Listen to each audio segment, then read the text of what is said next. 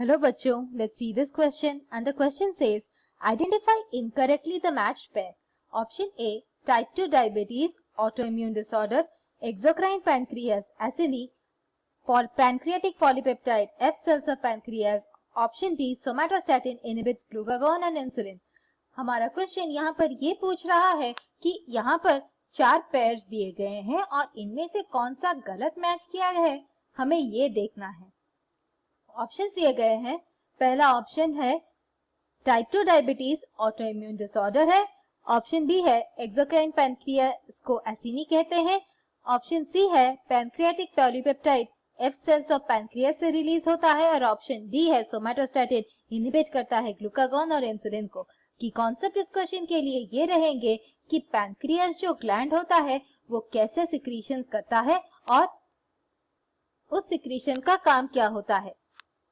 Pancreas basically एक composite gland होता है। ये कंपोजिट ग्लैंड होता है इसीलिए क्योंकि इसमें 2 पार्ट्स होती हैं, यानी कि एक होता है एक्सोक्राइन पार्ट और दूसरा होता है एंडोक्राइन पार्ट। एक्सोक्राइन पार्ट जो होता है पैनक्रियास का उसे कहते हैं पैनक्रियाटिक एसिनी और पैनक्रियाटिक एसिनी से कई सारे एंजाइम सिक्रीट होती हैं और ये एंजाइम्स होती हैं pancreatic amylase, pancreatic lipase, peptides, nucleic acid digesting enzymes. ये सारे कंपोजिट ऑर्गन की खातिर इसका जो एंडोक्राइन पार्ट होता है वो बेसिकली रिप्रेजेंट करता है आइलेट्स ऑफ लैंगरहैंस को। और आइलेट्स ऑफ लैंगरहैंस जो पार्ट होता है पैनक्रियास का वो 4 तरह के सेल्स का होता है। एक होता है अल्फा सेल्स और अल्फा सेल्स जो होते हैं वो सिक्रीट करती हैं ग्लूकागॉन। दूसरा होता है बीटा सेल्स और बीटा सेल्स सिक्रीट करती है इंसुलिन। ये इंसुलिन रेगुलेट करता है हमारे बॉडी में ब्लड शुगर के लेवल्स को।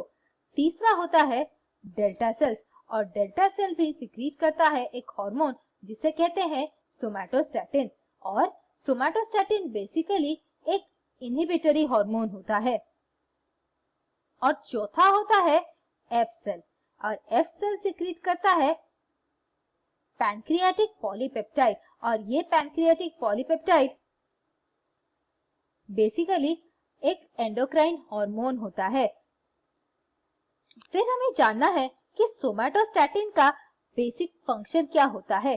सोमेटोस्टैटिन जो कि डेल्टा सेल से रिलीज होता है ये एक इनहिबिटरी हार्मोन है। इनहिबिटरी हार्मोन यानी कि ये कुछ हार्मोन के एक्शन को बंद करवाता है और ये बंद करवाता है एक्शन ग्रोथ हार्मोन का और इसीलिए सोमेटोस्टैटिन को कहते हैं ग्रोथ हार्मोन इनहिबिटरी हार्मोन। फिर हमें जानने हैं हमारे क्वेश्चन के बारे में और उसके जो पेयर्स दिए गए हैं। पहला ऑप्शन दिया गया है कि टाइप 2 डायबिटीज एक ऑटोइम्यून डिसऑर्डर होता है और ये सही है क्योंकि टाइप 2 डायबिटीज को जो कहलाता है डायबिटीज मेलाइटस वो ऑटोइम्यून डिसऑर्डर इसीलिए है क्योंकि हमारे बॉडी का जो इम्यून सिस्टम है वो हमारे खुद के सेल्स को रिकॉग्नाइज नहीं कर पाता और डिस्ट्रॉय कर लेता है बीटा सेल्स को।